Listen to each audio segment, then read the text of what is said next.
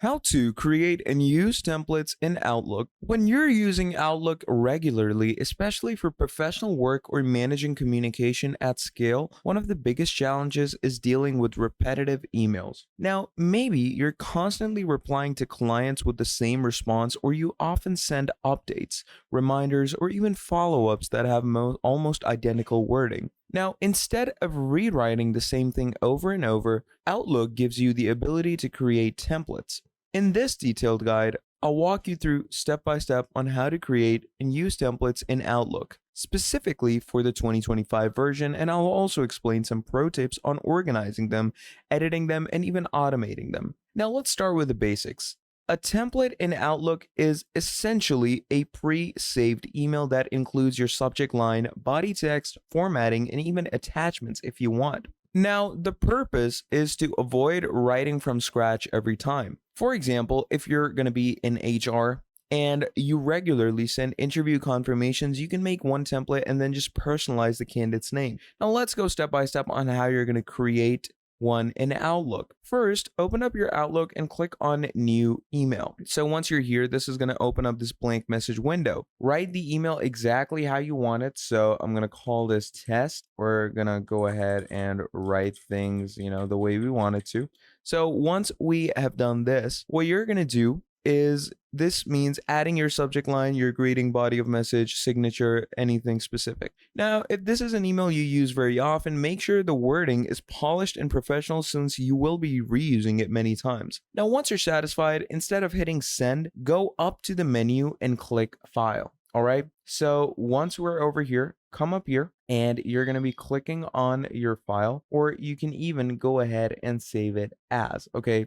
Now, usually what's going to happen is you're going to be able to see file right over here if you're on the desktop application, but generally you should find it right over here. So once we're right here, what you're going to want to do is just go over to your email, go ahead and click on the file section from here, and you can either go ahead and hit start email merge, or you can even access it around how your general Outlook interface works. And you can basically go ahead and start a proper mail save. So what you do over here is you're going to click on save draft. Okay. Now, once you click on save draft, what this does is it's going to be going ahead and saving it. Now, in the drop down, you're going to see the option to save as an Outlook template file, okay? Because in most cases, when you save a draft, it will let you know if you want to go ahead and save it as an Outlook proper draft or maybe even a template. Now, that's obviously going to depend on you. That depends on how you choose to apply it to your messages. So once we have done this and we have accessed it as a proper template mail, what you're basically going to do from here on out is just go ahead and back out, and you can simply come over to your drafts and you have this email right here. Now, what you can do is you can also go ahead and create proper copies of this through advanced actions, create tasks out of it, and so on more. Now, the next question is how do you use that template? So what you do is you come over here in your home tab. Again, you're going to come to new. What you're going to do from here is just open up a mail. And once you open up a mail, what you can actually do is you can go ahead and create or open a draft from it.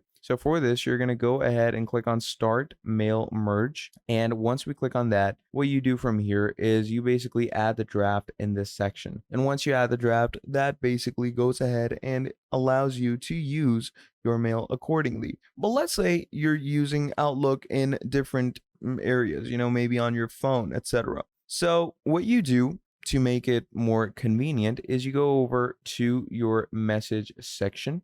You're going to click on these three dots. You're going to click on save as over here. And as you can see, it goes ahead and creates a proper EML file. Now, an EML file is going to be your basic template file.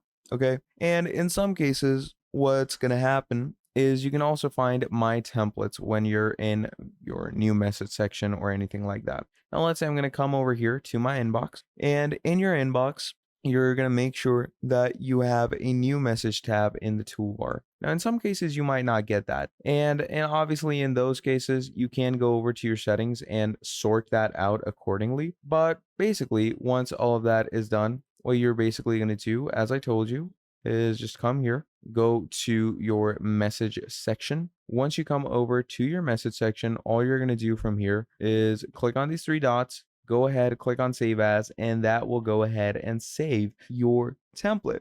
Now, here's an important tip as well. Outlook templates can also include a dynamic content placeholder. What that means is you can create a template with markers like first name or date that you quickly replace each time you use the template. Now, while Outlook doesn't automatically fill those placeholders, even if it should do, this is a smart way to remind yourself which parts of the template need customization so you don't accidentally send someone generic. Now, let's go a step further and talk about editing and managing those templates. So, let's say we have a template and we want to go ahead and update it. What you simply do is you come over here, you open it up, and from here on out, you can start making changes to it according to yourself as you want. And once all of that is done, you can simply move out from it, and that's going to save your template accordingly.